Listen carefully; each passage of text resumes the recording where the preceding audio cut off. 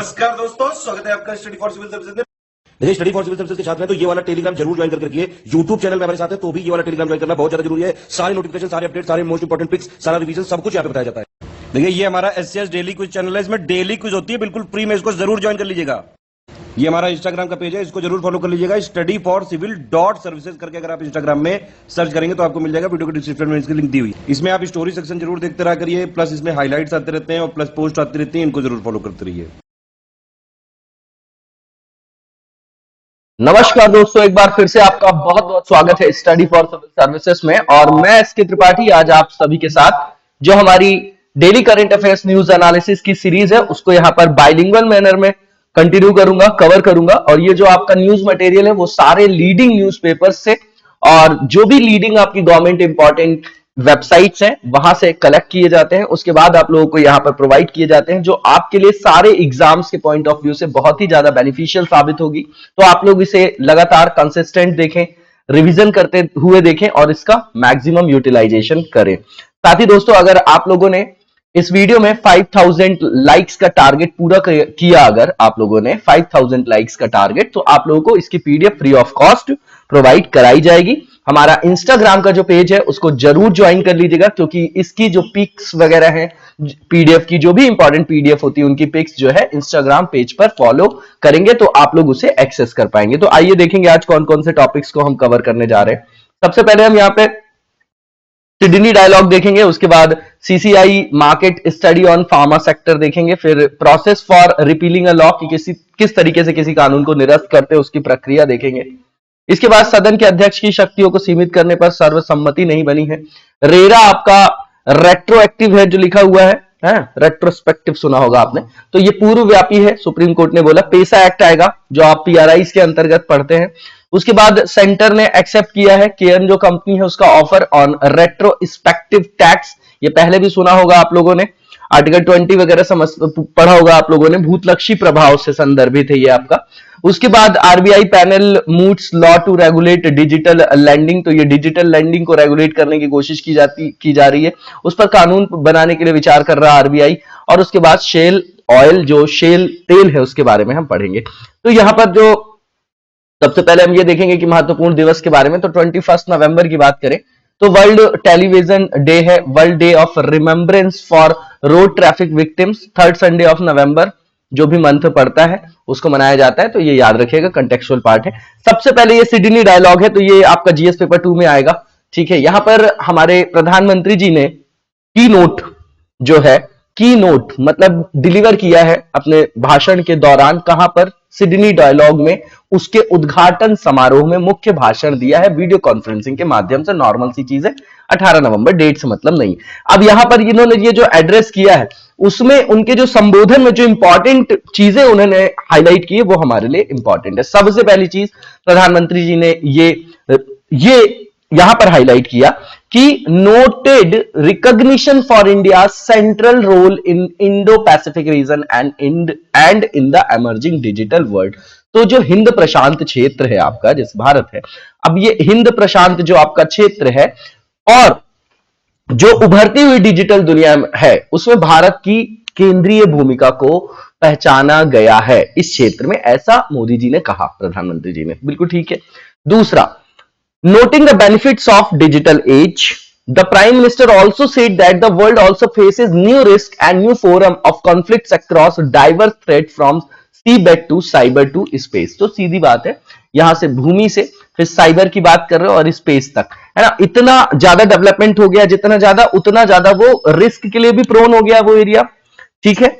तो वर्तमान में दुनिया जो है इन संदर्भों में चुनौतियों का, जोखिमों का सामना भी कर रहे हैं। तो वहां पर डिजिटल युग के लाभों को भी बताया उन्होंने और फिर उन लाभों के संदर्भ में क्या नई नई चुनौतियां आ रही हैं उसको भी उन्होंने हाईलाइट किया। बिल्कुल सिंपल सी बात है, इसके साइबर क्राइम वगैरह आप लोग देख ही रहे हैं। इसके बाद उन्होंने कहा कि as a democracy, a digital leader, India is ready to work with partners for shared prosperity and security। देखिए ये कीवर्ड है, देखिए यहां पे बोला जा रहा है कि एज अ डेमोक्रेसी, लोकतंत्र, सबसे बड़ा लोकतंत्र जनतंत्र है भारत, है ना, और एक डिजिटल लीडर के रूप में भारत जो है रेडी है किस तरीके से काम करने के लिए, पार्टनरशिप, लोगों के साथ सामंजस्य स्थापित करके, समन्वय स्थापित करके चलेगा किसके साथ, जो शेयर करेंगे है ना, शेयर करेगा समृद्धि भी और सुरक्षा भी। तो समृद्धि और सुरक्षा जो है दोनों को उन्होंने हाईलाइट किया है। India's digital revolution is rooted in our democracy, सीधी बात है, और अवर डेमोग्राफी। अब ये डेमोग्राफिक डिविडेंड आपने पढ़ा होगा, जनांकिकी लाभांश की बात कर रहे हैं, सबसे युवा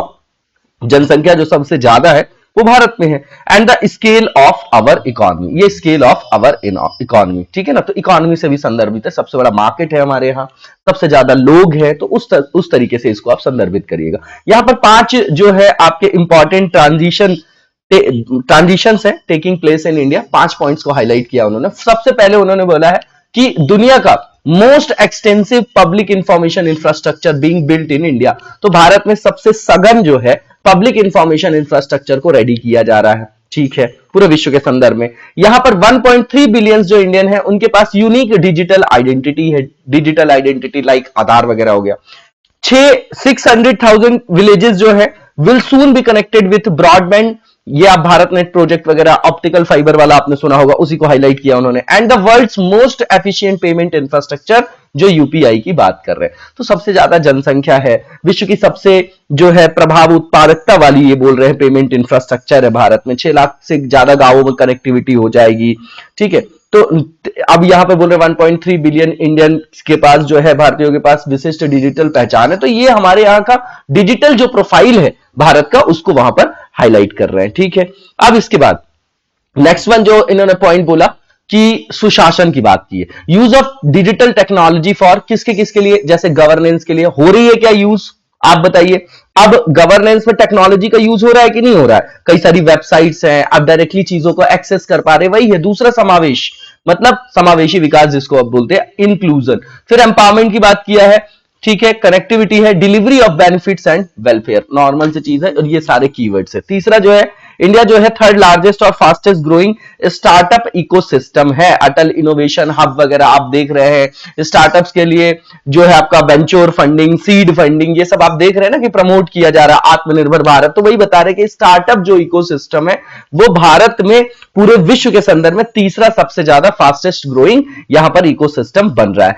अब चौथा जो यहां पर लिखा गया है कि इंडिया की जो इंडस्ट्री है और सर्विस सेक्टर है, इवन एग्रीकल्चर की भी बात करें, are undergoing massive digital transformation, तो सब क्षेत्रक जो है आपके वहां पर मैसिव डिजिटल ट्रांसफॉर्मेशन किया जा रहा है। जैसे आप एग्रीकल्चर का एग्जांपल ले लीजिए, सेंस एग्री हो गया, ई नैम हो गया, क्या हो गया, ये भी तो एग्जांपल है। अब जो नेक्स्ट पॉइंट है यहां पर लिखा गया है कि there is a large effort to prepare India for the future, we are investing in developing indigenous capabilities in telecom technology such as 5G और 6G। तो भैया हम जो है निवेश कर रहे हैं आने वाली जो आपकी टेक्नोलॉजी है लाइक 5G 6G, तो उसके द्वारा हम अपने यहां देश में क्षमता निर्माण भी कर रहे हैं। ये डिजिटल क्या संदर्भ में बात कर रहे हैं, और ये भी इंडिजीनियस है ना, स्थानिक संदर्भों में इन क्षमताओं का हम क्या करेंगे, डेवलपमेंट करेंगे, ठीक है, नॉर्मल सी चीज है। इसके बाद India is one of the leading nation in artificial intelligence and machine learning, ये बहुत इंपॉर्टेंट है।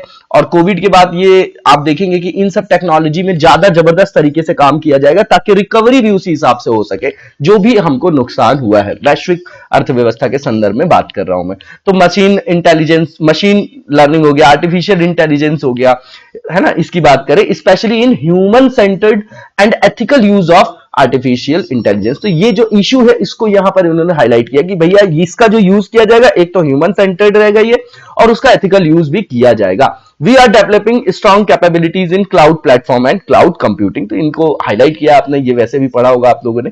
यहां पर प्रधानमंत्री जी ने कहा कि इंडिया का जो कंट्रीब्यूशन है in coping with the Y2K problem and it offering CoWIN platform to the world as open source software are examples of India's value और एंड विजन। तो ये कोट कर दिया उन्होंने कि ये इस तरीके के जो प्लेटफॉर्म है भारत में, है ना, वर्ल्ड में, तो ओपन सोर्स सॉफ्टवेयर है, तो उससे हर कोई उसको एक्सेस कर पाएगा। ये पॉइंट इतना इंपॉर्टेंट नहीं है। पांचों वो पॉइंट याद रखिएगा जिनको उन्होंने हाईलाइट किया है। उसके बाद सिडनी डायलॉग है क्या, तो एक तरीके का इनिशिएटिव है ये आपका, जिसमें ऑस्ट्रेलियन स्ट्रैटेजिक पॉलिसी इंस्टीट्यूट है, उसका ये क्या है, इनिशिएटिव, और इसमें यही संदर्भों में चर्चा की जाती है कि पूरे वैश्विक स्तर पर कानून और व्यवस्था की जो स्थिति है उस पर डिजिटल डोमेन के संदर्भ में कि भैया क्या चुनौतियां हैं, क्या समस्या आ रही है, उसको किस तरीके से जो है उसका सॉल्यूशन समाधान किया जा सकता है, इसके संदर्भ में यह आपका वार्षिक शिखर सम्मेलन है।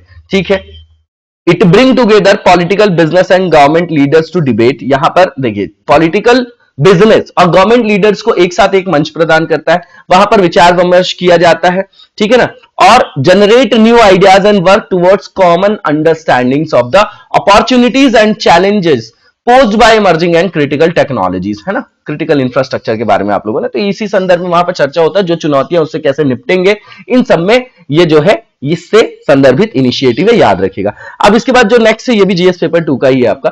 इसमें कंपटीशन कमीशन ऑफ इंडिया ने जो है आपका market study on pharma sector, अब समझिएगा यहां पर ये बहुत दिन से डिबेट में है, जेनरिक दवाई वाला, ठीक है, कि एक ही ब्रांड की जो अगर केमिकल कंपोजिशन की बात करें तो 2 टैबलेट्स हैं अगर, और दोनों टैबलेट्स का केमिकल कंपोजिशन अगर सेम है तो फायदा तो दोनों एक ही जैसा करेगा, लेकिन जिसकी ब्रांडिंग ज्यादा है, जो ब्रांड बहुत ज्यादा प्रोमिनेंट है, ठीक है, तो वो जो है ज्यादा में बिकेगा, और जो नॉर्मल ब्रांड के हैं वो बेचारे कम रेट में बिकते हैं। तो इस तरीके से वो जो है क्या होता है, ये मतलब मार्केट इकोनॉमी के साइड इफेक्ट्स हैं कि जो दिखता है वो बिकता है, तो ज्यादा रेट में भी उसको लिया जाता है, तो उसका गलत फायदा भी उठाया जाता है मार्केट में, ठीक है। उसी संदर्भ में है ये आपका, काफी दिनों से ये मतलब 10-20 साल से ये डिबेट में है आपका। तो सीसीआई ने रिकमेंड किया है the creation of national digital drugs data bank, ठीक है, कि भैया एक national digital drugs data bank बनाओ ताकि लोगों को अवेयरनेस हो कि किस तरीके की दवाई को हम खरीदना है हमें, तो कम पैसों में सर्व सहज हो जाएगी, सर्व सुलभ हो जाएगी, एक्सेस हो जाएगा उसका, ठीक है ना, सभी लोगों को, and strict enforcement of drug quality standards to boost price competition among generic drugs in India, ये कंटेक्स्ट है। अब यहां पर जो कंपटीशन कमीशन इंडिया है ना, कंपटीशन कमीशन ऑफ इंडिया जो है वो यहां पर कुछ उसने फाइंडिंग्स निकाली है, निष्कर्ष, तो क्या इंपॉर्टेंट है उसमें देखना है। अब यहां पर ये बोल रहे हैं कि जो आपका मार्केट है, the market for generic drugs is driven by brand competition, ये कीवर्ड है, brand competition instead of price competition, despite such drugs being functionally and chemically identical, दोनों एक है, फंक्शनिंग भी उसकी सेम है, केमिकल भी सेम है, लेकिन वो ब्रांड कंपटीशन है ना पे चल रहा है, जबकि प्राइस कंपटीशन पे नहीं चल रहा, मतलब ब्रांड के नाम से वो चीजें बिक रही हैं। Generic drugs are chemically identical to drugs that once had patent protection, बिल्कुल ठीक बात है ना, ये बिल्कुल नॉर्मल सी चीज है, chemical identical to drugs that once had patent protection, तो उनको पेटेंट का प्रोटेक्शन होता है, उस संदर्भ में बात कर रहे हैं। अब जेनेरिक दवाई वो होती है जो रासायनिक रूप से उन दवाओं के समान होती है जिन्हें कभी जो है पेटेंट संरक्षण जो है प्राप्त था, ठीक है। अब ये फार्मास्यूटिकल्स की बात कर रहे हैं, इसमें अगर इंक्लूड करके ये देखे जेनेरिक ड्रग्स का पार्ट, तो बोलते हैं कि 43.2% है ना, percent of out of pocket health care expenditure in India. Out of pocket का मतलब ऐसा होता है, इसको ऐसे समझिएगा, जैसे मान लीजिए किसी ने बीमा कराया, अब वो मान लीजिए कि हॉस्पिटल में 2 तरीके के होते हैं, एक इन पेशेंट एक आउट पेशेंट, तो अगर इन पेशेंट उनका अपना बीमा है तो जब वो जाके वहां भर्ती होंगे वो चीजें तो मिल जाएगी उनको वापस जो उनके जेब से खर्च होगा, लेकिन आने जाने में जो वहां के बाहर का खर्च है आपका, ट्रांसपोर्टेशन का बहुत सारे, उसको बोलते हैं आउट ऑफ पॉकेट एक्सपेंडिचर, और ये बहुत बड़ा खर्च है हमारे यहां मेडिकल सेक्टर से जुड़ा हुआ, कई सारी रिपोर्ट्स में हम इसको देखते हैं। तो यहां पर भी यही बता रहे हैं ये, ठीक है ना, कि 43% of out of pocket expenditure जो है आपका हेल्थ केयर से रिलेटेड भारत में, अकॉर्डिंग टू सीसीआई की study, and about 62.7% of the total health spending in the country. तो ये डेटा अपने पास रख सकते हैं हम, हेल्थ में कहीं भी यूज कर सकते हैं। अब इसके बाद जो है Why does brand competition override, अध्यारोहण कर रहा है price competition in the market for generic drugs. अब समझिएगा, यहां पर स्टडी ने कंक्लूड किया है that brand differentiation in terms of a perception of different levels of quality and trade margins offer to incentivise chemist were key driver of brand competition in India's market for generics, ठीक है ना। सीधी इसी चीज को समझिएगा कि जो आपके स्थापित ब्रांड है बहुत पुराने, उनका एड, उनकी पहुंच लोगों तक, है ना, तो उसके बारे में उस तरीके का विज्ञापन जो है, उस तरीके का पूरा मार्केट रेडी किया जाता है, ठीक है। तो वहां पर जो है ब्रांड्स के बीच में फिर डिस्क्रिमिनेशन होता है, जबकि वो है सेम ही गुणवत्ता के आधार पे भी और रासायनिक संगठन के आधार पे भी, नॉर्मल सी चीज है। इसके बाद इस रिपोर्ट में यह भी देखा गया है कि मैन्युफैक्चरर्स जो हैं कॉन्सेंट्रेट होते हैं, उनके एफर्ट्स कहां पर कॉन्सेंट्रेट होते हैं, किस बिंदु पर जो है वो ज्यादा कॉन्सेंट्रेट करते हैं, on the creation of brand image. वही बात है, ब्रांड की इमेज हो गई, ब्रांड की लॉयल्टी होगी, have been able to command a price premium on chemically identical drugs by striving for the patronage of prescribing physicians, adding that patients who are unaware of the attributes and substitutes for drugs simplify purchase medications prescribed by physician and dispensed by chemist। तो सीधी बात है, बड़े बड़े brand, बड़े बड़े जो MR से उनको जाके क्या कर रहे हैं, डॉक्टर्स को विजिट कर रहे हैं, फिर उनको वो वहां पे बताया जा रहा है कि इस तरीके की दवाई को हमको लिखवाना है। टीवी पे भी वैसा ऐड आ रहा है, हर जगह जो है हाईलाइट किया जा रहा है। तो जिन लोगों के अंदर, बेचारों के अंदर अनअवेयरनेस है, नहीं जानते वो लोग, तो जो डॉक्टर जो रिकमेंड करेगा, जो केमिस्ट रिकमेंड करेगा, वही तो दवाइयों को वो लेंगे। तो यहां पर भी क्या है, ये 60-60 वाली है सिस्टम, जैसे क्रोनिक हेपेटाइटिस आप देखते हैं ना, उसी तरीके से समझिए कि यहां पे डॉक्टर्स भी हो गए, कंपनी भी हो गई, एमआरस भी हो गए। अगर वो किसी चीज को प्रमोट कर रहे हैं तो आम जन जिसको नहीं पता वो तो वही खरीदेगा ना, ये क्रक्स है यहां पर। अब इसके बाद आप देखिएगा कि सीसीआई ने यहां पर हाईलाइट किया है that the perception of difference in the quality of drugs by different manufacturers also feeds into brand differentiation। ठीक है, नॉर्मल सी चीज है, ये इतना इंपॉर्टेंट नहीं। इसके बाद यहां पर एग्जांपल भी दिया गया है कि the study cited the example of the highest selling anti diabetic drug को यहां पर कोट किया। ये एग्जांपल आप अपने पास रख सकते हैं। अब इसकी कॉस्ट जो है 9.97 पर टैबलेट है, over 6 time the price of the chemical identical drug with the least market share which cost 1.53 पर टैबलेट। अब देखिए 6 गुने का फर्क है। और हमारा जो भारत है वैसे भी जो है डायबिटिक कैपिटल हम बनने वाले हैं पूरे विश्व के। अभी डेटा आएगा तो बन ही जाएंगे। हर मतलब 5 में से 2-3 लोगों को आप देख रहे हैं कि डायबिटिक है, ये है ना, टाइप 1 भी टाइप 2 भी। अब देखिए अगर एक आदमी को 6 गुना ज्यादा पैसा देना पड़ रहा है तो क्या ये उसकी पूरी आय पर प्रभाव नहीं डालेगा? आय कम होगी तो उसकी सेविंग कम होगी, सेविंग कम होगी तो इन्वेस्टमेंट कम कर पाएगा वो। ठीक है, ये पूरे इकोनॉमी के साइकिल से ये आपका कनेक्टेड है। ऐसे आप इसको कनेक्ट करके चलेगा। ये एग्जांपल आप अपने पास नोट डाउन करके रख सकते हैं। अब इसके बाद सीसीआई की रिकमेंडेशन क्या है? तो सीधी बात है, पहले इन्होंने ये बोला कि effective price competition in generic can benefit consumers and improve access to affordable health care. सीधी बात है, AAA की बात करते हैं, एक्सेस अफोर्डेबिलिटी की बात करते हैं हम और अवेलेबिलिटी की बात करें। तो अवेलेबिलिटी तो है पहले मेडिसिन की, अब उसको अफोर्डेबल बनाना है। तो कैसे बनाना है कि भैया प्राइस कंपटीशन जो हो वो जेन्युइन हो। ठीक है, एक रेंज में एक जो है उसका सीमांकन करना पड़ेगा। उससे क्या होगा, आम जनता को उसकी पहुंच सुनिश्चित हो पाएगी, है ना। तो यहां भी समावेश हो पाएगा, समावेशी विकास के अंतर्गत ये भी तो आ जाएगा। अब इसके बाद सीसीआई ने नोट किया है कि इन्फोर्समेंट और जो इंटरप्रिटेशन है क्वालिटी रेगुलेशंस का was not uniform across states. देखिए राज्यों में अलग अलग प्रावधान है तो उसका क्रियान्वयन भी अलग अलग है। तो उसमें जो है यूनिफॉर्मिटी की बात कर रहे हैं तो ये बता रहे कि यहां पर यूनिफॉर्मिटी नहीं है, तो सब जगह अलग अलग रूल है। And different regulatory and testing capacities had led to different quality standards being followed. तो यहां पर गुणवत्ता भी अलग अलग दिखाई देती है। कुल मिला के यहां पर एक रूपता नहीं है। ठीक है, अब यहां पर जो सीसीआई है उसने मतलब एक मैकेनिज्म बनाने के लिए बोला है कि अ मैकेनिज्म में be devised under the aegis of the CDSCO। क्या है ये? केंद्रीय औषधि मानक संगठन है। तो उसके अंतर्गत एक तो मैकेनिज्म तैयार करें।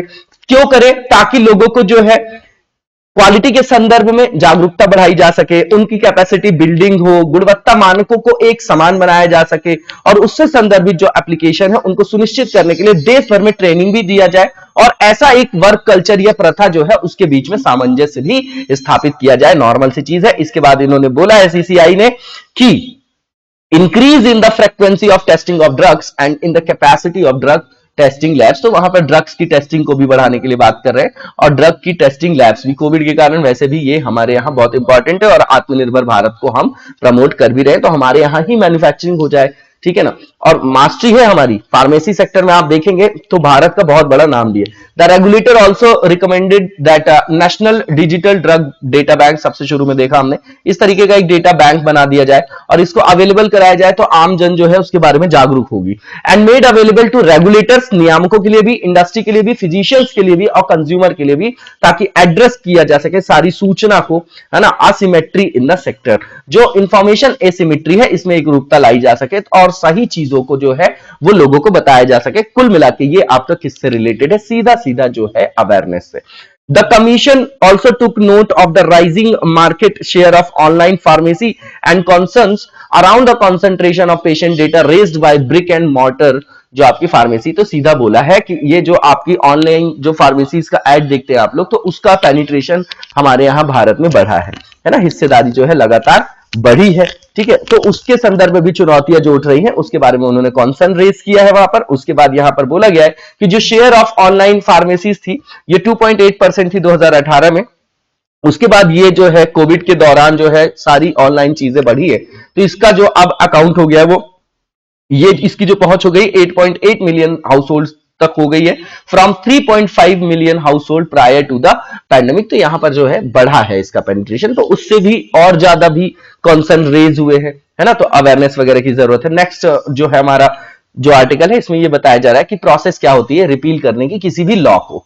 ठीक है, तो अभी एग्रीकल्चर के जो लास्ट ईयर 3 एक्ट थे जो कानून लाए गए थे आपके, तो उसमें बहुत ज्यादा डिबेट भी हुआ था, आपने देखा होगा। तो उसी को स्क्रैप करने की बात किया गया है। तो पूछा जा रहा है कि कैसे स्क्रैप करेंगे। जीएस पेपर 2 का पार्ट हो गया आपका पॉलिटी आईआर का, है ना, पॉलिटी का जो और पॉलिटी और कॉन्स्टिट्यूशन का गवर्नेंस का पार्ट हो गया। अब यहां पर हमारे प्रधानमंत्री जी ने बोला है कि ये जो 3 आपके पिछले साल के जो विवादास्पद कृषि कानून है उनको निरस्त कर दिया जाएगा। अब मुख्य बिंदु क्या क्या है। अब कोई कानून बनाने के लिए होता क्या है, संसद से, भैया संसद बनाएगी, विधायिका क्या बनाएगी, किसी भी कानून को, है ना, बिल लाया जाएगा, फिर पारित होकर कानून बन जाएगा। तो क्या होगा, दोनों सदन से पास होता है, नॉर्मल बात कर रहे हैं अपन। उसके बाद अंतिम में प्रेसिडेंट जी उसमें साइन कर देते, तब वो कानून बन जाता है। ठीक है, तो अब यहां पर कानून को हटाने के लिए भी तो इस तरीके का कानून लाना पड़ेगा, तभी तो रिपील होगा। तो की पॉइंट्स ये है कि इन्होंने बोला कि process of repealing the laws, ठीक है ना, उन्होंने उपरोक्त कानूनों को निरस्त करने की प्रक्रिया जिस पर वर्तमान में जो हमारा सुप्रीम कोर्ट है उसके द्वारा रोक लगा दी गई थी, तो संसद के जो आगामी शीतकालीन सत्र है तो बोले उसमें इसको जो है मूर्त रूप दे दिया जाएगा। अब किसी कानून को निरस्त करने का क्या मतलब है, तो सीधी बात है किसी कानून को खत्म करने के लिए जो प्रक्रिया का अनुपालन किया जाता है उसी को बोलते हैं कि ये जो है यहां से इस तरीके से कानून खत्म करने की प्रक्रिया। अब क्या होता है कि किसी भी कानून को a law is reversed when parliament thinks there is no longer a need for the law to exist. Legislation can also have a sunset clause a particular date after which they cease to exist. तो सीधी बात है, अगर संसद को यह लगता है कि अब ये कानून जो है यहां पर रेलेवेंट नहीं रह गया, प्रासंगिक नहीं है, तो वो उसको क्या कर सकता है, किसी कानून को लाके खत्म कर सकता है, या वहां पर कोई सूर्यास्त खंड भी हो सकता है ना। टाडा वगैरह में आप देखते थे सूर्यास्त खंड का मतलब ये होता है कि एक निश्चित अवधि के बाद ये अपने आप जो है उस कानून का अस्तित्व समाप्त हो जाएगा। स्पेसिफिक टाइम की बात करते हैं, डेट की।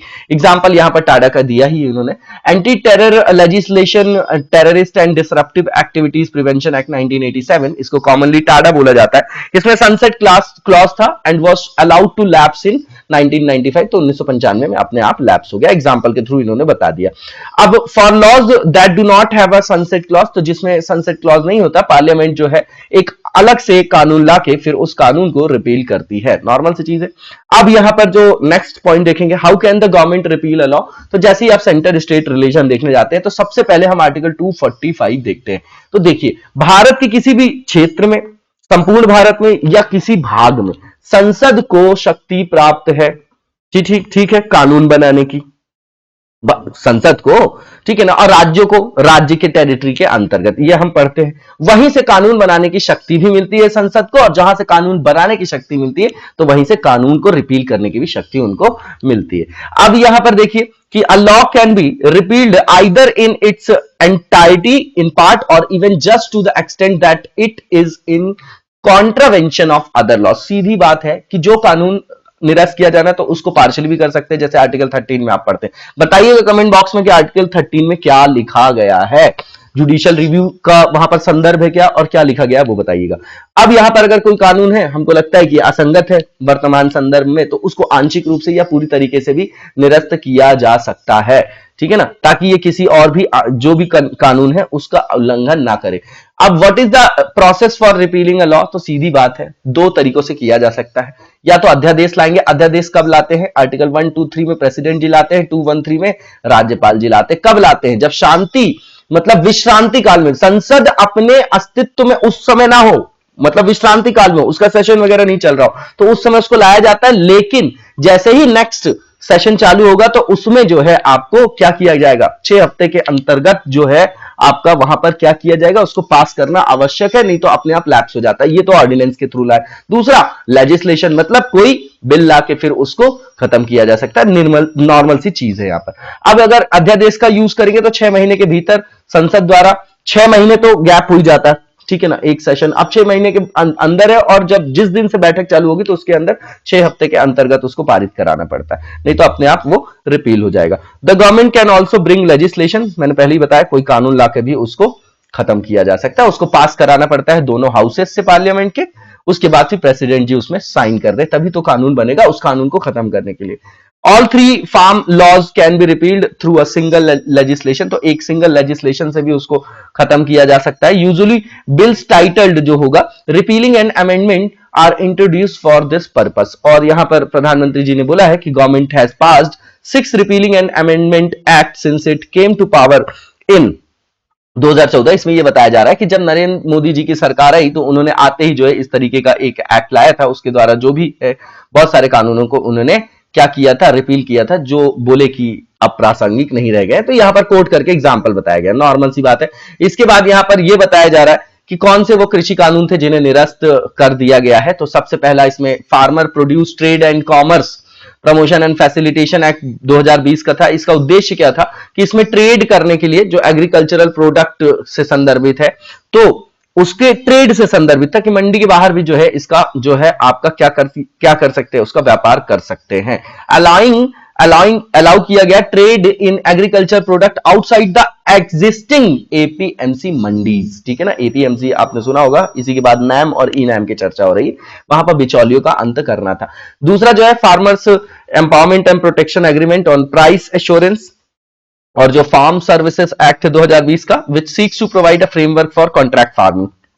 सबसे ज्यादा जो है अपोज इसका भी हुआ था कि अनुबंध खेती करेंगे तो जो नॉर्मल किसान है हमारे यहाँ 86-87%, जिनको हम मार्जिनल फार्मर्स बोलते हैं, जिनके पास 2 हेक्टेयर से भी कम जमीन है, तो फिर उनको कैसे जो है उसका फायदा मिलेगा। तो यहां पे बोला जा रहा था कि ये पूंजीवादी कानून है।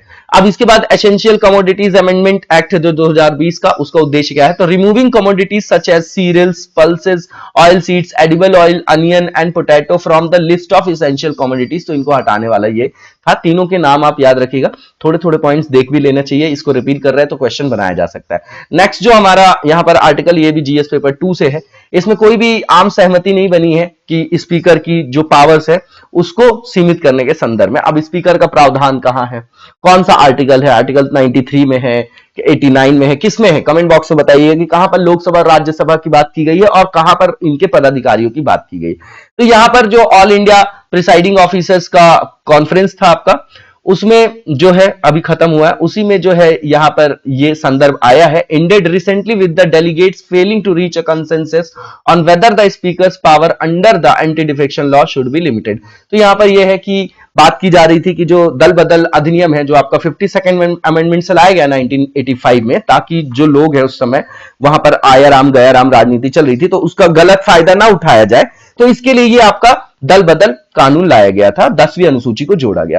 तो उसके अंतर्गत जो अंतिम निर्णय होता है, एक तरीके से सबसे ज्यादा पावरफुल, अगर किसी भी सांसद या विधायक को वहां पर मतलब अयोग्य घोषित करना है तो उसमें जो पावर दी गई है वो किसको, सदन के स्पीकर को। वो कौन हो गए, आपके स्पीकर की बात कर रहे हैं हम, तो ये आपके लोकसभा अध्यक्ष हो गए, नॉर्मल सी बात, ठीक है। तो उनकी शक्तियों को सीमित नहीं किया जाए, इस पर आम सहमति जो है, शक्तियों को अगर सीमित करने की बात चल रही थी तो उस पर कोई भी कंसेंसस नहीं बना, ये तो संदर्भ है।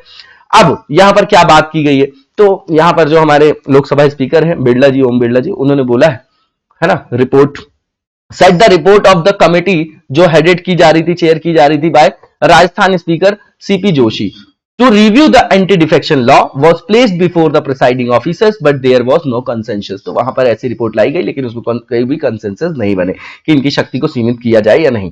अब इसके बाद कमेटी को जो बनाया गया था 2019 में, क्यों बनाया गया था कि यहां पर एग्जामिन रिव्यू करना है, पुनर्वीक्षा करना है स्पीकर के, है ना, किस संदर्भ में, अयोग्यता के संदर्भ में, किसके, सांसदों के संदर्भ में या विधायकों के, किस ग्राउंड पे जहां पर उनको अयोग्य साबित किया जाता है, तो 10th शेड्यूल जो आपका एंटी डिफेक्शन से रिलेटेड है, नॉर्मल बात है।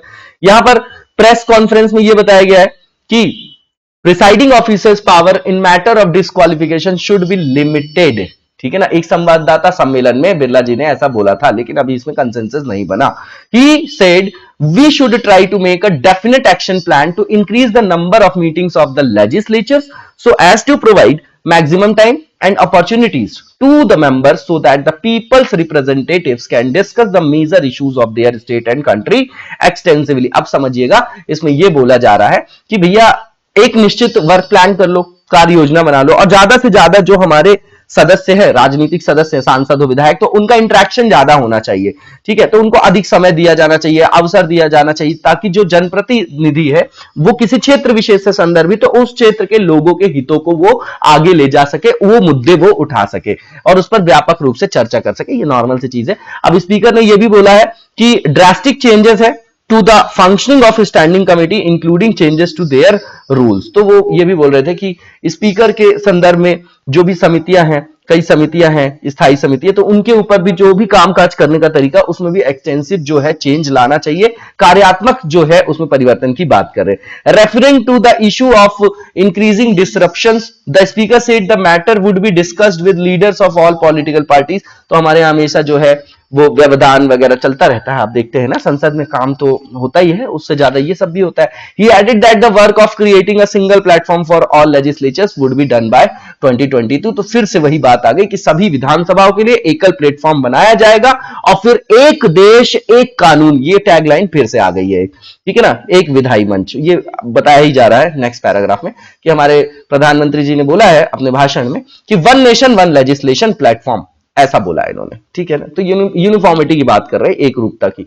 अब अगर यहां पर बताया जा रहा है कि among the resolutions passed during the conference was the resolve against disruptions during question hour and president's and governors address. तो यहां पर बोला जा रहा है कि जो भी पारित किए जाते प्रस्ताव, उसमें प्रश्नकाल और राष्ट्रपति और राज्यपाल के अभिभाषण के दौरान जो है व्यवधानों के खिलाफ संकल्प था कि वहां किसी तरीके के डिसरप्शन वगैरह ना लाया जा सके। इसके बाद इन्होंने बोला कि प्रिसाइडिंग ऑफिसर्स जो है should evaluate the work of the committee. उनको जो कमिटीज बनती है, संसदीय कमेटी की बात कर रहे हैं, क्योंकि वही वर्ष भर काम करती हैं, वही आत्मा है संसदीय कार्य प्रणाली की। संसद थोड़ी रहती है 12 महीने अपने मतलब काम करने के फेज में, तो वहां पर संसदीय समितियां होती हैं, है ना, आपने पढ़ा होगा। एडहॉक भी होती है, टेम्परेरी भी होती है, एडहॉक भी होती है जिसको टेम्परेरी बोलते हैं, और एक स्टैंडिंग जो परमानेंट कमेटी होती है। कुछ कमेटीज के नाम बताइएगा जो इंपॉर्टेंट कॉन्स्टिट्यूशनल कमेटी है, एक जो है फाइनेंस से रिलेटेड बहुत इंपॉर्टेंट है, उसका नाम बताइएगा। और evaluate the work of the committee once a year and make them more accountable to the people. तो भैया बोल रहे हैं कि उनकी कार्यों की आप रिव्यू करिए, पुनर्वीक्षा करिए और ज्यादा जवाबदेह बनाइए। किसके प्रति? जनता के प्रति, क्योंकि जनता के प्रतिनिधि जनता ने ही चुन के भेजा है। यही आपका कोर है डेमोक्रेटिक फॉर्म ऑफ गवर्नमेंट का। अब यहां पर बिरला जी ने यह भी बोला है कि tradition of 0 hour should be started in all states. Tradition की बात कर रहे हैं, ट्रेडिशन की, परंपरा की, शून्यकाल की, ठीक है ना। In all state legislatures to give members the chance to raise urgent matter pertaining to their constituencies। तो सीधी बात है, बोलते हैं कि शून्यकाल की परंपरा जो है वो शुरू किया जाना चाहिए सभी राज्य की विधानसभाओं में, ताकि जो सदस्य हैं वो अपने क्षेत्र से संदर्भित समस्याओं को वहां पर एड्रेस कर सके और उनकी समस्याओं का समाधान करवा सके। अब दल बदल विरोधी कानून क्या है? तो आया राम गया राम पॉलिटिक्स चल रही थी 67 के बाद से, ठीक है। तो कोई पार्टी वाला उधर चला गया, इधर चला गया, तो इससे जो है वो लोगों का जो कंसेंसस है उस पर नकारात्मक प्रभाव पड़ रहा था, जनादेश के खिलाफ हो रहा था।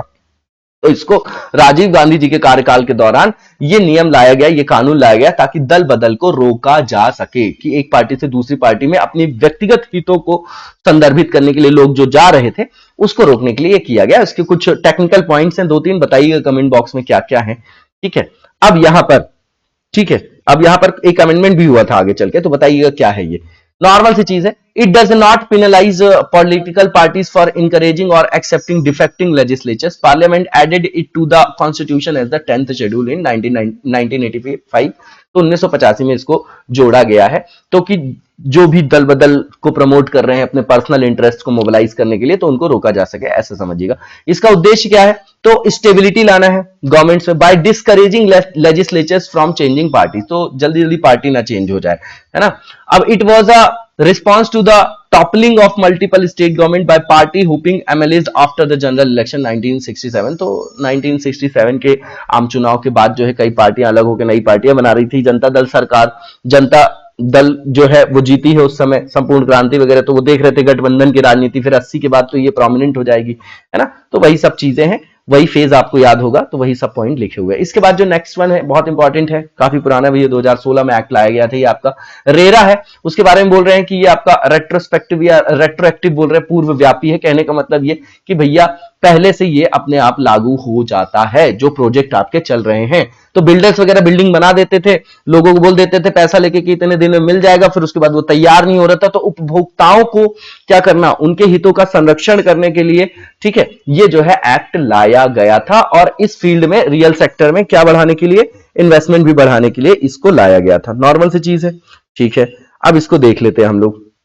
यहां पर लिखा गया है कि ये जो आपका कानून है, ठीक है ना, ये पूर्वव्यापी है और उन परियोजना, उन जो भी प्रोजेक्ट्स हैं जो चल रही हैं उन पर लागू होते हैं जो पहले से चल रहे थे, ठीक है, ठीक है, जो पहले से चल रहे थे उन पर भी ये लागू होता है। ये आपका कॉन्टेक्स्ट हो गया। अब रेरा के बारे में हमको जानना चाहिए। यहां पर की पॉइंट्स क्या है, तो एक जजमेंट आया अभी यहां पर इलाहाबाद हाईकोर्ट का, ठीक है। तो उच्च न्यायालय ने क्या किया है, जो रिट याचिकाएं जो थी प्रवर्तकों की, रियल एस्टेट के जो डेवलपर्स होते हैं उनको खारिज करने के खिलाफ दायर जो दीवानी अपील वहां पर दायर की गई थी, उसके समूह पर एक फैसला आया था। नॉर्मल चीजें, ये इतना इंपॉर्टेंट नहीं। अब इसमें कोर्ट ने माना क्या है, ये इंपॉर्टेंट है। तो कोर्ट ने ये माना है कि the amount invested by the allottees along with interest as quantified by the regulatory authority or the adjudicating officer can be recovered as arrears of land revenue from the builders। तो सीधी बात है, जो भी ये माना गया है कि जो आवंटियों द्वारा, जो लोग हैं वहां पे डेवलपर्स, उनके द्वारा जो निवेश की गई राशि है, नियामक प्राधिकरण या निर्णायक अधिकारी द्वारा जो भी उसमें इंटरेस्ट है, उसके साथ बिल्डरों से जो भी रेवेन्यू पहले का बचा हुआ है उसके रूप में उसको वसूल किया जा सकता है कुल मिला के, है ना। तो ये प्रोसेस याद नहीं करना है हमको। होम बायर्स जो है उनकी सुरक्षा के उद्देश्य से ये जो है इस तरीके का प्रावधान लाया गया। Aimed at protecting home buyers, the ruling brings a major relief for the buyers. Buyers के लिए यहां पर रिलीफ है। स्पीड अप होगा, यहां पर प्रोजेक्ट वगैरह बहुत पेंडिंग पड़े रहते थे, है ना। The resolution process and makes it difficult for state government to dilute the intent of law. तो इससे यह भी होगा कि सब राज्यों में जो कानून अलग अलग है तो उसको डाइल्यूट नहीं कर पाएगी राज्य सरकार, है ना। इस तरीके के किस तरीके से जो आपका इनिशिएटिव लिया जाएगा, तो इससे जो है उपभोक्ताओं के हितों का संरक्षण होगा, जो क्या है आपका सरकार के द्वारा ही तो किया जाएगा, कल्याणकारी राज्य की अवधारणा के अंतर्गत आएगा, ये वहीं से लिंक होगा। अब यहां पे बोला जा रहा है कि which projects are covered when the law is applied retrospectively, है ना, भूतलक्षी प्रभाव से, मतलब पहले से। तो इसमें बोला जा रहा है कि जो चैप्टर 2 है एक्ट का, है ना, ये याद नहीं करना है अपने को। Registration of real estate projects was mandatory. तो वहां पर जो है रियल एस्टेट के जो प्रोजेक्ट है उनको जो है वहां पर पंजीकरण कराना अनिवार्य है।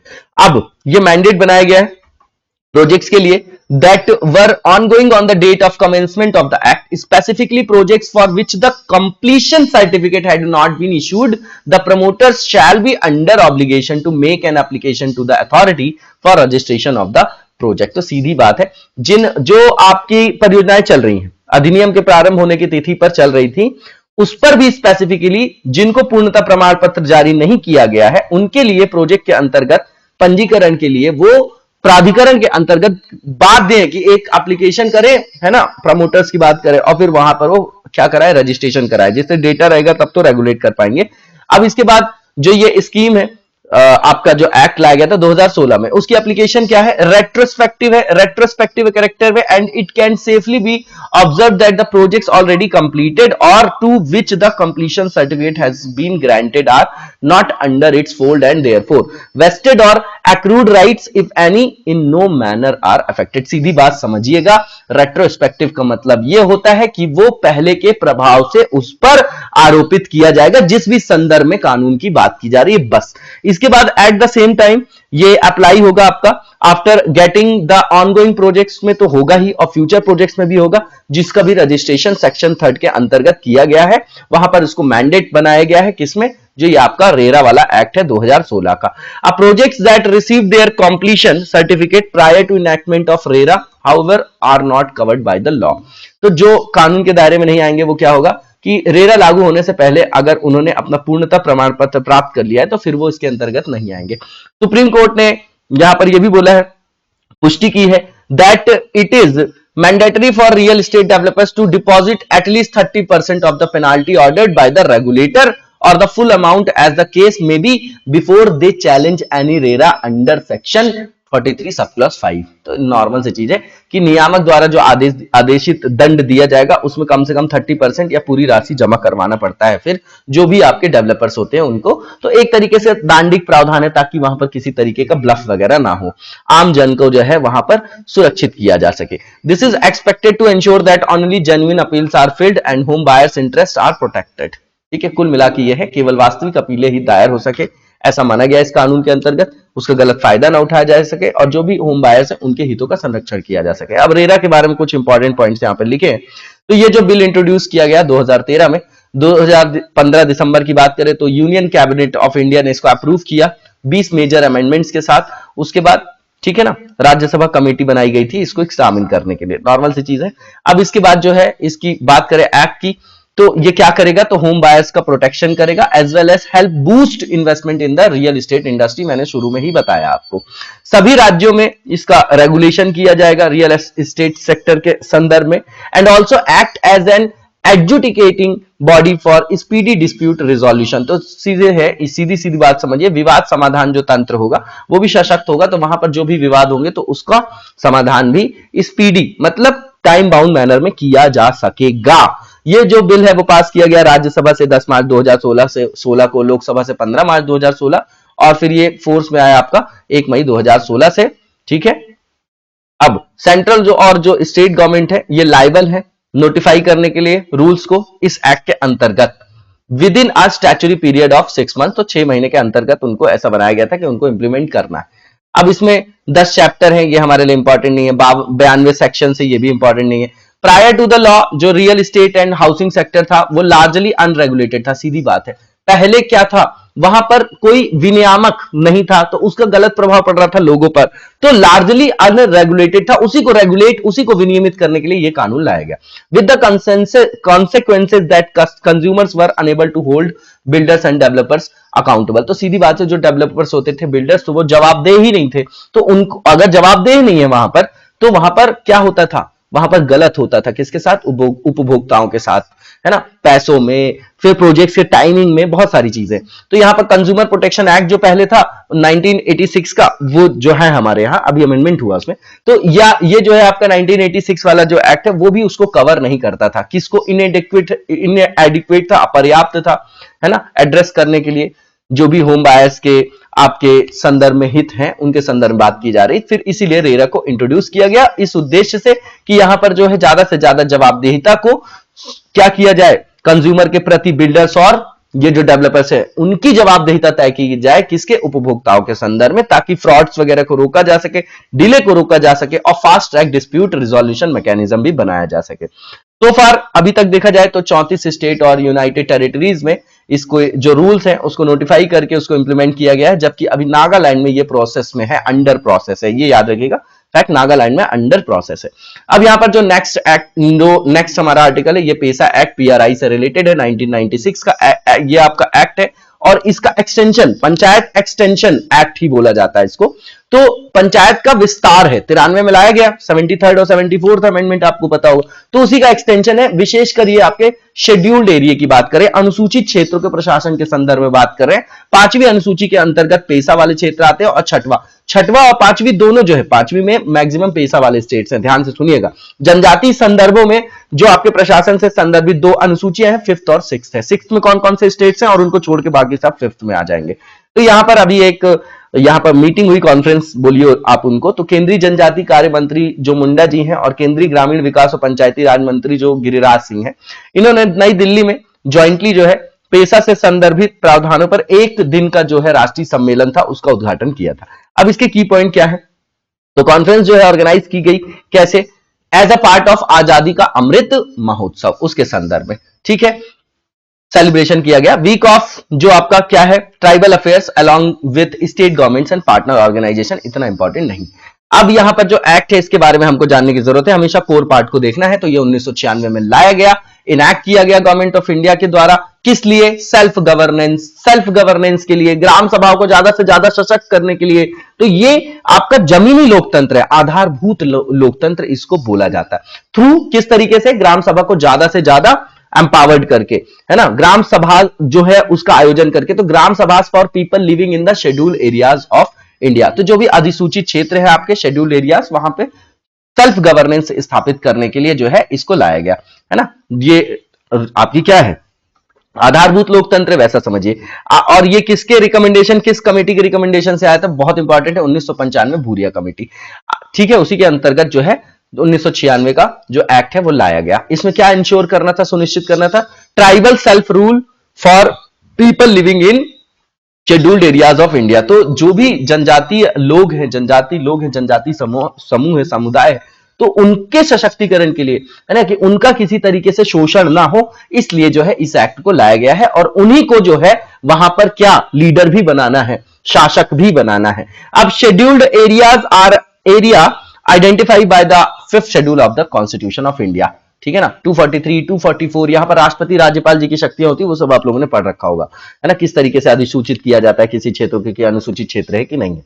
अब scheduled area are found in 10 states of India which have predominant population of tribal community, बिल्कुल contextual part है।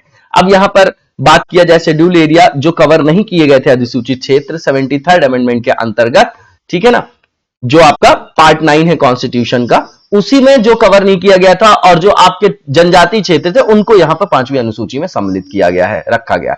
अब इंपॉर्टेंट फीचर्स जो है आप देख लीजिएगा, मेनली जो है ग्राम सभा जो होती है, जनजाति समूह के जो लोग होते हैं, वहां प्रथाओं को, रूढ़ियों को जो है वहां पर क्या दिया जाता है, प्राथमिकता दी जाती है, और वहां के लोग जो है उन्हीं को जो है पावरफुल बनाया जाता है कि किसी तरीके से, जैसे लघु वनोपज है, वहां के जो संसाधन उनके स्वामी वही है, तो उनका जो है गलत फायदा ना उठाया जा सके। अब पेशा को इनैक्ट किया गया 24 दिसंबर 1996 को।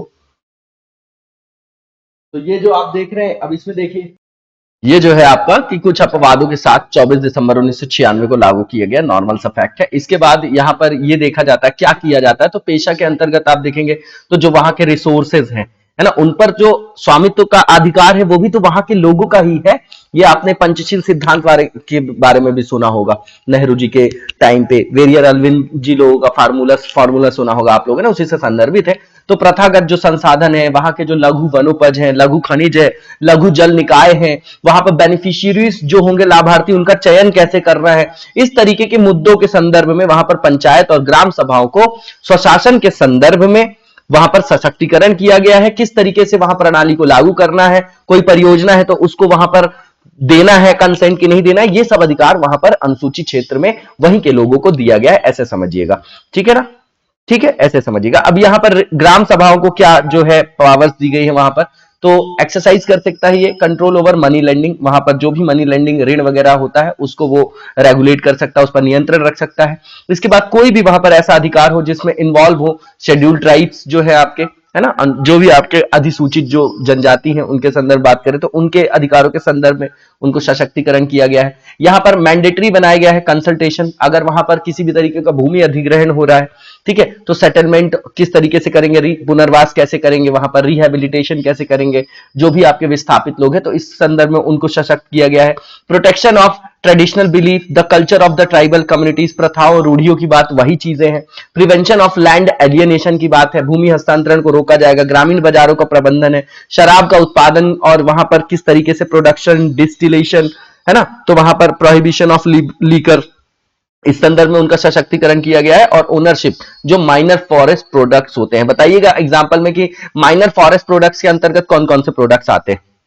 नेक्स्ट जो हमारा आर्टिकल है ये आपका वही है, फिर से जीएस पेपर 2 से है, और यहां पर सेंटर ने एक्सेप्ट किया है केएन का जो ऑफर है, एक कंपनी है आपकी यूके की, ऑफर ऑन रेट्रोस्पेक्टिव टैक्स। तो यहां पर जो है क्विक जो है रिएक्शन देखा गया इंडिया के संदर्भ में कि moving quickly towards ending a retrospective tax dispute जो चल रहा था एक फर्म के साथ, उसके साथ जो भारत के अंतर्गत लार्जेस्ट ऑयल फील्ड से संदर्भित है आपकी, the government has accepted Cairn energy जो आपकी है PLC undertaking which would allow for the refund of taxes. ऐसे समझिए इसको, केवल संदर्भ है कि एक आपकी कंपनी थी, उससे जो है उसके ऊपर भारत सरकार ने भूतलक्षी प्रभाव से टैक्स आरोपित किया था, ठीक उसी तरीके से जैसे वोडाफोन वाला आप समझ सकते हैं। तो यहां पर अब जो है हम उनको रिफंड करने को तैयार हो गए। ये ईज ऑफ डूइंग बिजनेस है और इससे ज्यादा निवेशक आते हैं, वरना ये बोला जाता है कि यूके यहां पर ये बोल रहा था कि जो बायलैटरल इन्वेस्टमेंट ट्रीटी है, द्विपक्षीय संबंध जो है वो प्रभावित हो रहे हैं इससे, तो वहां पर फिर निवेशक कैसे आएंगे, हमको तो निवेश की आवश्यकता है ना, उस संदर्भ में इसको समझ समझिएगा।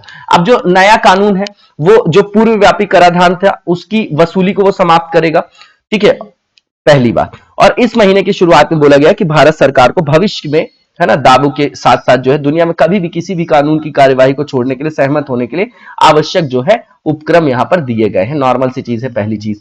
अब यहां पर यह समझना है कि रिफंड करने के लिए हम तैयार हो गए। अब यहां पर सरकार ने इसे अब स्वीकार किया है कि जो इशू है केएन कंपनी के साथ, ठीक है, तो सो कॉल्ड फॉर्म यहां पर सेकंड, है ना, committing the refund to refund and जो भी टैक्स कलेक्शन हुआ था, और इन्फोर्स करना है the retrospective tax demand to sources with direct knowledge of the development said. सीधी बात है, नॉर्मल सी चीज है, यहां पर रिफंड किया जाएगा ऐसा। अब यहां पर किस स्रोत से जानकारी है ये हमारे लिए इंपॉर्टेंट नहीं। Following the issuance of form second, Cairn will now start withdrawing all cases in international courts. तो जैसे ही ये फॉर्म दिया जाएगा तो जो केसेस अंतरराष्ट्रीय स्तर पे न्यायालय में जो कर रखा उस कंपनी, तो धीरे धीरे वापस वो ले लेगा। तो उससे क्या होगा, हमारी छवि भी सुधरेगी। Once this is complete the company will be issued a 7900 crore refund. It is said adding the withdrawals of cases may take up to 3 to 4 weeks. तो पूरा का पूरा जो है जितने केसेस उसने फाइल कर रखे उसको निकालने में भी 3-4 हफ्ते लग जाएंगे उन सारी एप्लीकेशंस को। अब इशू क्या है, तो दिसंबर 2020 में 3 मेंबर इंटरनेशनल जो आर्बिट्रेल ट्रिब्यूनल है ना, परमानेंट कोर्ट ऑफ आर्बिट्रेशन जिसको बोलते हैं पीसीए, तो नीदरलैंड में बेस्ड है वो आपका। तो उसने ये बोला कि ruled unanimously that the Indian government was in breach of the guarantee of fair and equitable treatment। बस यही बात है, यही क्रक्स है इसका, कि उसने बोला था कि यहां पर भारतीय सरकार ने जो है जो गारंटी दी जाती फेयर और इक्विटेबल ट्रीटमेंट का, उसमें वहां पर उसने वायलेशन किया है। इसी के थ्रू ये रिएक्शन हमारा आया है भाई, है ना, अनुक्रिया बोल सकते हैं, रिस्पॉन्ड बोल सकते हैं उसको, पॉजिटिव वर्ड है। And against the India UK bilateral investment treaty, directly यही पूछा गया था प्रीलिम्स में एक बार कि भैया ये बीटीआईए है क्या, बीआईटीए जिसको आप बोलते हैं। And that the breach caused a loss to the British energy company and order compensation दिया जा रहा है $1.2 बिलियन। अब इसके बाद जो नेक्स्ट हमारा यहां पर पॉइंट लिखा गया है, इसमें केएन ने चैलेंज भी किया था इंडियन गवर्नमेंट को, seeking tax over an internal business reorganization using the 2012 retrospective tax law under the UK India bilateral investment treaty. तो इस ये ट्रीटी हुई थी, अब यूके की कंपनी है तो भैया उन्होंने वहां पर चुनौती दी थी कि जो ये 2012 के हिसाब से हमारे ऊपर पुराने हिसाब से टैक्स लगा रहे, ये जायज नहीं है, ठीक है। 2014 में Indian tax department had demand, है ना, भारतीय जो टैक्स डिपार्टमेंट है हमारा रेवेन्यू डिपार्टमेंट, उसने इन्हों से मांग की थी इस कंपनी से 10,247 करोड़ की टैक्स के रूप में। 2015 में फिर जो है इस कंपनी ने क्या किया, भारत सरकार के खिलाफ अंतरराष्ट्रीय मध्यस्थता कार्रवाई शुरू की गई थी, आर्बिट्रेशन की प्रोसीडिंग्स। तो ये नॉर्मल चीजें, यहां पर हमको टाइमलाइन नहीं देखना है कि किस तरीके से घटना घटी, नॉर्मल चीजों को देखना। अब यहां पर पूर्वव्यापी कर होता क्या है, तो सीधी बात है, एक रेट्रोस्पेक्टिव मतलब भूतलक्षी प्रभाव भी बोल सकते हैं, उस हिसाब से ये टैक्स को आरोपित किया जाता है। कैसे चार्ज किया जाता है, charge for transaction in the long past. तो बहुत पहले से इसको जो है लगाया जाता है कि भैया आज से ये कानून लाया जा रहा है, लेकिन ये 60 से 1970 से इसके ऊपर फाइन लगेगा, 60 से लगेगा, तो मतलब पहले से आज के संदर्भ में उसको लागू किया जा रहा है पिछले समय के अनुसार। तो तब से अभी तक की ट्रांजैक्शन पे भी टैक्स लेती है government. It can be a new और additional charge on transaction done in the past. तो नया भी ये शुल्क हो सकता है ना, लेकिन पुराने प्रभाव से लगाया जाएगा। गवर्नमेंट ने का जो मूव है यहां पर to do away with retrospective tax now, भैया इस कारण से बहुत ज्यादा भारत की अंतरराष्ट्रीय छवि खराब हुई थी। आप वोडाफोन के केस में भी देख लीजिए और इसमें भी। तो इसीलिए जो है इसको समाप्त करने की दिशा में अब सरकार आगे बढ़ रही है, क्योंकि आत्मनिर्भर भारत में जो निवेश चाहिए, अगर ऐसा माहौल रहेगा, ईज ऑफ डूइंग बिजनेस नहीं होगा, तो लोग कैसे आएंगे हमारे यहाँ इंडस्ट्री लगाने, ठीक है। आइडियली जो भूतलक्षी कर होता है is to make adjustment के लिए लाया जाता है, समायोजन के लिए। when policies in the past and the present are so vast different that tax paid before under the old policy could be said to have been less। सीधी बात है, बहुत ज्यादा अगर उन दोनों के बीच में संदर्भ में नीतियों में अगर बहुत ज्यादा डिफरेंस आ जाता है, तो उसके समायोजन के लिए फिर पुराने प्रभाव से ये कर लगाने की व्यवस्था की गई थी, लेकिन इसका गलत प्रभाव ना उठाया जाए।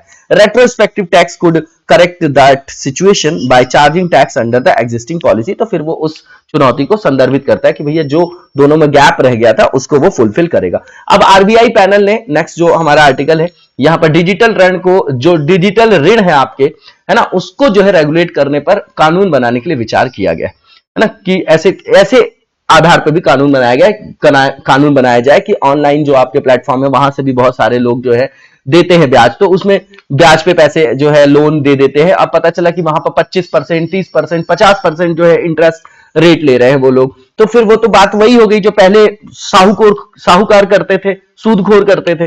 तो इसको जो है करने के लिए, रेगुलेट करने के लिए कुछ नियम बनाने की बात की जा रही है ताकि उपभोक्ताओं का संरक्षण कर सके, क्योंकि इसमें छुपे हुए चार्जेस वगैरह भी बहुत ज्यादा होते हैं। तो जो लोग अनअवेयर होते हैं वो इसमें फंस जाते हैं, तो फिर वो विस्कस साइकिल में फंस जाते हैं ऋण के। नॉर्मल सा यही कंटेक्स्ट है इसका।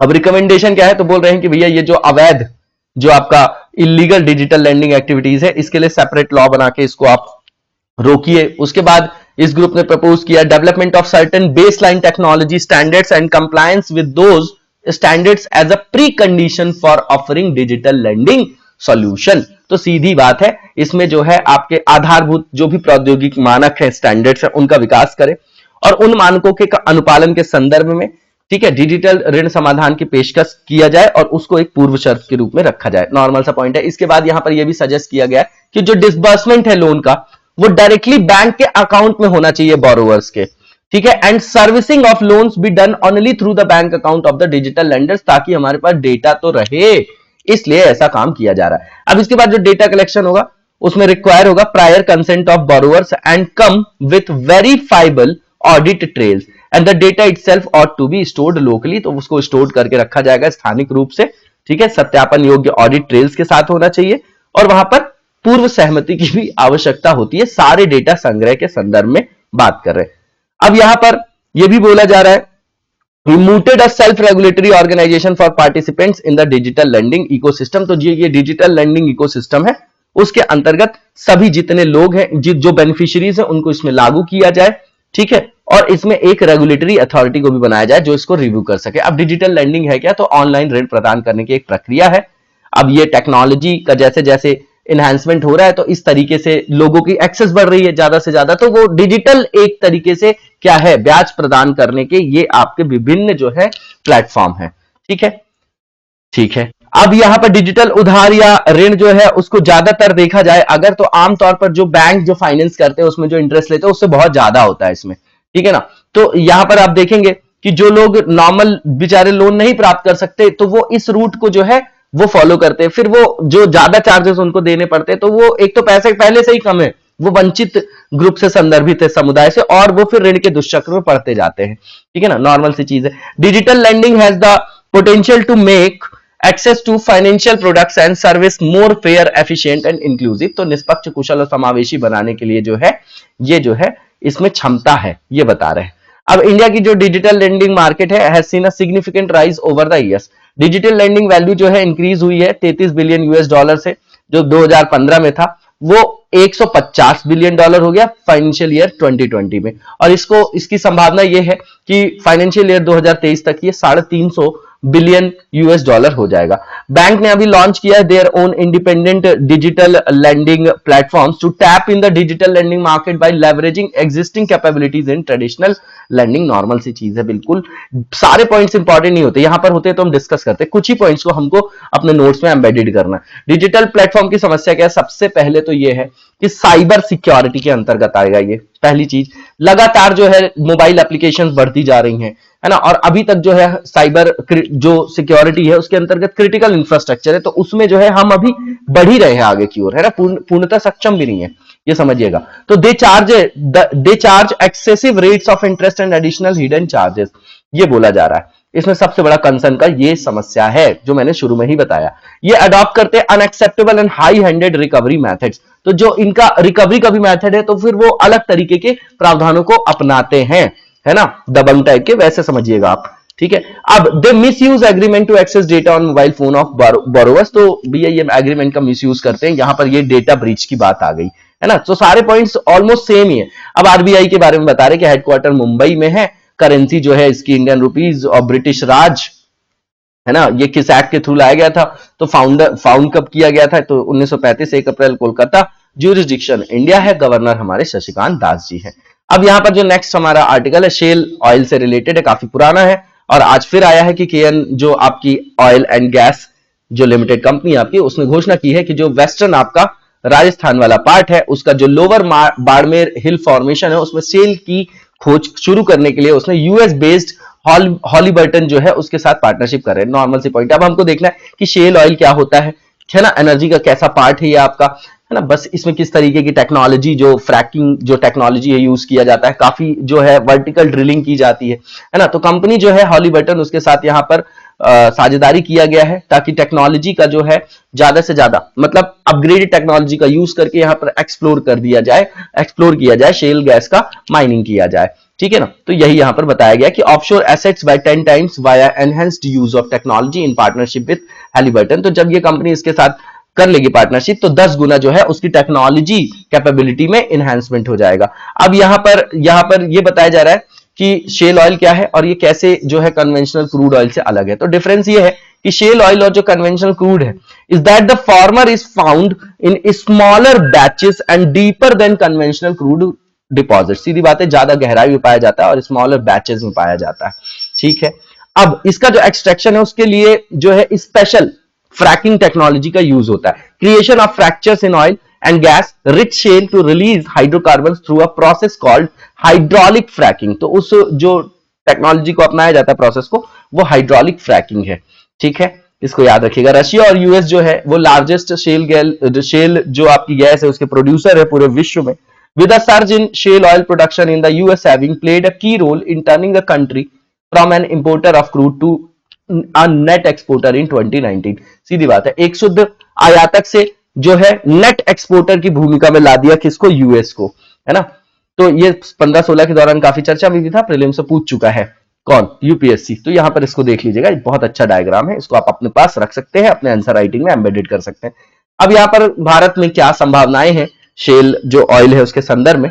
तो करेंटली अगर देखा जाए तो यहाँ पर no large scale commercial production of shale oil and gas in India. तो अभी हमारे यहाँ जो व्यावसायिक आयाम पे देखेंगे तो बहुत ज्यादा उत्पादन नहीं हो रहा है। स्टेट ओन्ड जो आपकी ओएनजीसी लिमिटेड है उसने 2013 से एक्सप्लोरेशन स्टार्ट किया था, लेकिन अभी तक 2021 तक अगर उसका रिजल्टेंट देखें तो बहुत ज्यादा अच्छा नहीं है, ठीक है ना।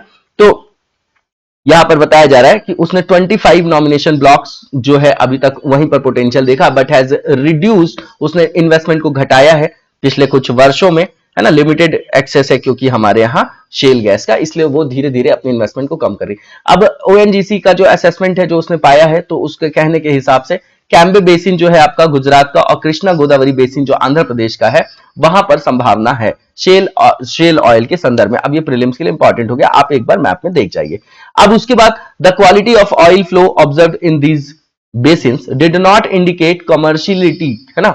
मतलब ये बोलते हैं वायबिलिटी से समझिए कि इस कंपनी का ये बोलना है ओएनजीसी का कि जो भी हमारे यहां उपलब्ध भी है उसका व्यवसायिक वहनीयता नहीं है। And that the general characteristic of Indian shales are quality different from North American ones. तो गुणवत्ता के आधार पर भी वो उतना अच्छा नहीं है, इसलिए वहनीय नहीं होगा, तो उतना निवेश वहां नहीं किया जाना चाहिए, ऐसा कंपनी का कथन है। Shale oil and gas exploration faces several challenges other than environmental concern around massive water requirement for fracking and potential for groundwater contamination। तो सीधी बात है, यहां पर जो सबसे बड़ा संदर्भ है वो पर्यावरणीय संदर्भ है। कैसा कि यहां पर एक तो बहुत ज्यादा पानी की उपलब्धता चाहिए, ठीक है। उसके बाद जो आपका भूमिगत जल है, वैसे भी कंटेमिनेशन की समस्या हमारे यहाँ, है ना, पानी भी खरीद के पीना पड़ रहा है। तो कहने का मतलब यह है कि वहां पर ग्राउंड वाटर कंटेमिनेशन, इस तरीके की पर्यावरणीय चिंताओं का भी सामना करना पड़ता है। उसके बाद टेक्नोलॉजी तो है ही है ना। तो ये सब पॉइंट इंपॉर्टेंट है। इसके बाद जो नेक्स्ट हमारा फेज है वो आपका रिलेटेड है किससे, एमसीक्यू से रिलेटेड है। और सबसे पहले यहां पर रेजांग ला जो आपका जगह है, स्थान है, उससे संदर्भित है आपका, और पूछा जा रहा है यहां पर कौन सा स्टेटमेंट ट्रू है।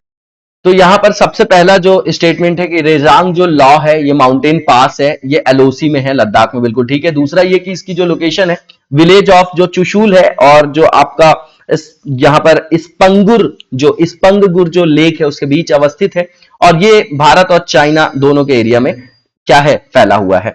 तो दूसरा स्टेटमेंट भी ट्रू है आपका। तीसरा ये कि ये आपका हीरोइक बैटल यहां पर हुई थी, द बैटल ऑफ रेजांग, उसको बोल रहे हैं 1 नवंबर 1965। डेट गलत लिखी गई है, 18 नवंबर की डेट है, इसलिए तीसरा स्टेटमेंट गलत है, ऊपर के दोनों ठीक है। इसका आंसर आपका ए हो जाएगा। इसके बाद नेक्स्ट क्वेश्चन देखेंगे, और इसमें जो है नेक्स्ट क्वेश्चन में पूछा जा रहा है कि जो आपका गैर कानूनी गतिविधियां हैं, है ना, अनलॉफुल एक्टिविटीज प्रिवेंशन एक्ट है, उसके बारे में कौन सा स्टेटमेंट आपका ट्रू है वो बताना है हमको यहां पर। तो पहला जो स्टेटमेंट है कि ये जो लॉ का उद्देश्य है वो क्या है, effective prevention of unlawful activities associations in India. ठीक है ना, आर्टिकल 20 पढ़ा होगा आपने और 22 पढ़ा होगा, उसी के संदर्भ में बताइए जरा कुछ एग्जांपल आप इस तरीके के एक्ट का। ठीक है, पहला स्टेटमेंट आपका ट्रू है। दूसरा ये कि इसको पास किया गया 1962 में, गलत है भैया, ये 1967 में पास किया गया। ठीक है, दूसरा स्टेटमेंट गलत हो गया, इसी को एलिमिनेट कर देते तो वैसे भी आंसर मिल जाता 1 and 3 ओनली। तीसरा ये है कि इसमें सेंट्रल गवर्नमेंट को पूर्ण शक्ति प्रदान की गई है, जिसके द्वारा जो केंद्र है किसी गतिविधि को अगर गैर कानूनी मानता है वो, तो आधिकारिक जो राजपत्र है उसके माध्यम से वो ऐसा कर सकता है। तो आंसर आपका सी 1 and 3 ओनली हो जाएगा। अब इसके बाद नेक्स्ट जो क्वेश्चन है हमारा, ऑपरेशन जो संकल्प है उससे रिलेटेड है, और उसके बारे में जो भी स्टेटमेंट ट्रू है उसको हमको बताना है। पहला ये कि ये जो संकल्प है इसको स्टार्ट किया गया जून 2019 में, after there were explosions on board 2 oil tanker ships in the Gulf of Oman amid increased tension between Iran और यूएस के बीच में जो आपका टेंशन जो है वो बढ़ा था। तो ये आंसर आपका क्या मतलब स्टेटमेंट जो है पहला बिल्कुल ठीक है।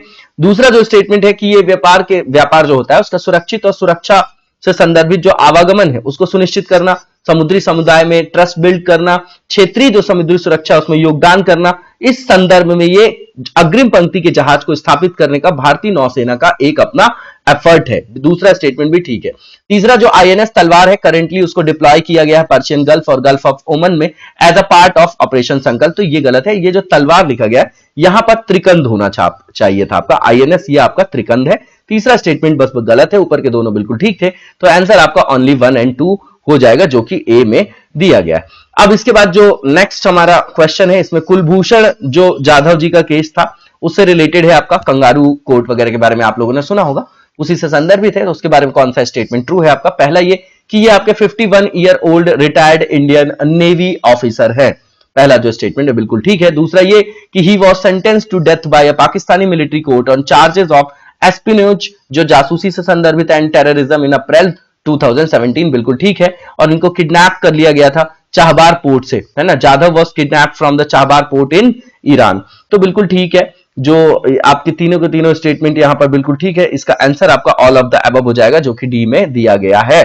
ठीक है, अब यहां पर वियना कन्वेंशन वगैरह आपने सुना होगा, उसी से संदर्भित है आपका। अब ये जो है नेक्स्ट जो क्वेश्चन है ये सिंधु नदी डॉल्फिन के बारे में यहां पर पूछा जा रहा है और बताना है कौन सा स्टेटमेंट ट्रू है। गांगे डॉल्फिन जो है वो भी है, वो आपकी किस शेड्यूल के अंतर्गत आती है जो 1972 का हमारा एक्ट है, वो बताइएगा कमेंट बॉक्स में। तो पहला जो स्टेटमेंट है यहां पर ट्रू को ही आइडेंटिफाई करना है कि इसका जो साइंटिफिक नेम है इंडस रिवर डॉल्फिन का, उसका नाम है प्लेटनिस्टा गैंगेटिका माइनर। उसके बाद जो दूसरा है कि इंडस रिवर डॉल्फिन जो है इंपॉर्टेंट इंडिकेटर है of the health of river, तो इनको इंडिकेटर स्पीसीज भी बोला जाता है। दूसरा स्टेटमेंट भी ठीक है। तीसरा ये कि 2019 में इसको पंजाब का राज्य जलीय जीव घोषित किया गया है। भारत का जो है जलीय जीव कौन है बताइएगा। तीनों के तीनों स्टेटमेंट आपके बिल्कुल ठीक है। इसका आंसर आपका क्या हो जाएगा? All of the above D हो जाएगा। और ईयर 2020 की बात की जाए तो उस दौरान जो है आपकी डॉल्फिन परियोजना की भी बात की गई है। ठीक है ना, तो इसका आंसर आपका all of the above D हो जाएगा। इसी के साथ आज के वीडियो को यहीं पर विराम देंगे, नेक्स्ट वीडियो में कंटिन्यू करेंगे। तब तक लगातार जबरदस्त तरीके से पढ़ते रहिए। Thank you so much, best of luck.